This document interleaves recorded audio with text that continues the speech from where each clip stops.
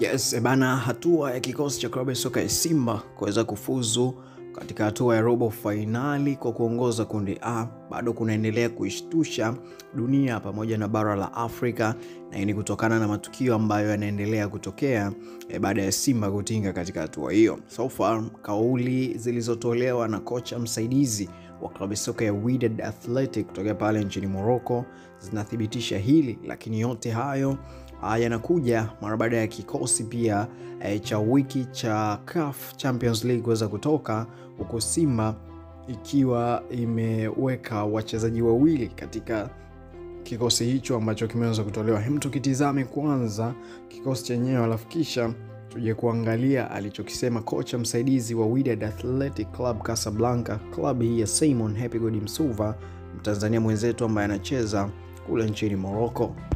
Katika kikosi cha wiki ambacho kimeweza kutoka, kama unavyoweza kushuhudia hapo, timu ambazo zimefanya vizuri katika wiki hii raundi ya 5 ikiwa zimefanikiwa kutoa wachezaji wawili. Ukiangalia Mamelodi Sundowns wametoa wachezaji wawili ambapo ni goalkeeper Ricardo Gos pamoja na beki wakati Mosa Lebusa, wakati klabu nyingine ambayo imefanya vizuri ni Horoya AC pale nchini Guinea, ambao wao pia wametoa wachezaji wawili ambao ni Sekou Kamara pamoja na Hadim Diao. Lakini pia nyota wengine ambao wamefanikiwa kuingia katika kikosi hiki ni Riv Frozla kutokea katika klabu ya soka ya Kaizer Chiefs, ambao wao waliwafunga Wydad Athletic Club Casablanca.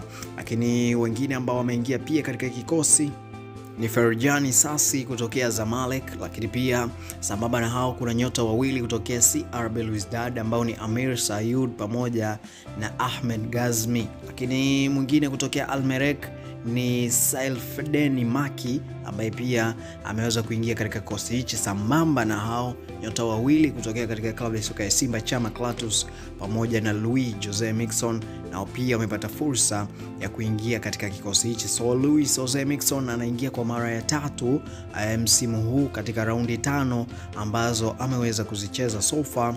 What a performance from Louis Jose Mixon wa Simba Sports Club, mara 3 kuingia katika kikosi cha wiki katika raundi 5 za hatua ya makundi ligi ya mabingwa barani Afrika. Kwa hiyo ni performance nzuri kwa upande wake, lakini pia performance nzuri sana kwa upande wa Simba Sports Club. Baada ya kutizama kikosi hicho, sasa tuangalie alichokisema kocha msaidizi wa timu ya Wydad Athletic Casablanca, ambaye kama tunavyojua ni kwamba kocha mkuu wa timu hiyo ya Wydad aliamua kupeleka kikosi B pamoja na kocha msaidizi katika mchezo wa ligi ya mabingwa barani Afrika raundi ya 5 ambao walichezwa huko nchini Afrika Kusini dhidi ya Kaizer Chiefs, na mchezo ule ulimalizika kwa Wydad kupoteza kwa idadi ya bao 1-0 mbele ya klabu ya soka ya Kaizer Chiefs ya huko nchini Afrika Kusini. Baada ya kumalizika kwa mchezo huo na matokeo mengine kupatikana, na akaweza kuzungumza kocha huyo msaidizi ambaye alikuwa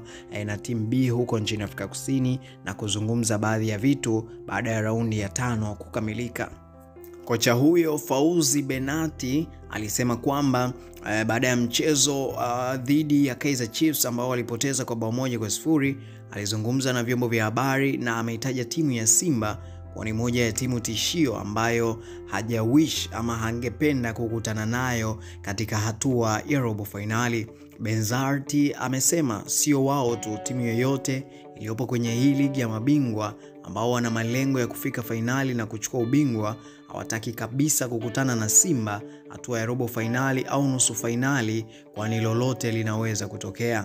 Akaendelea kwa kusema kuwa sasa Simba wana timu nzuri na wanacheza kimbinu sana, ili kuwashinda lazima ujipange. Hivi ndivyo jinsi ambavyo alisema kocha huyo msaidizi wa Wydad Casablanca, kocha msaidizi wa timu ya Simon Msuva, kwamba hivi sasa asingependelea kukutana na Simba katika hatua hizi za robo finali pamoja na nusu finali, ili hali wakiwa na timu yake hiyo ya Wydad Casablanca. Taarifa hii inatoa alarm fulani hivi kwa baadhi ya vilabu kwa barani Afrika kutokana na performance ambayo Simba wameweza kuwa nayo katika hatua hii ya makundi, lakini pia jinsi gani ambavyo Simba imeanza kuhofiwa sasa katika bara la Afrika kutokana na kupata matokeo katika mechi ambazo hakuna mtu ambaye alidhania atapata matokeo mpaka hivi sasa.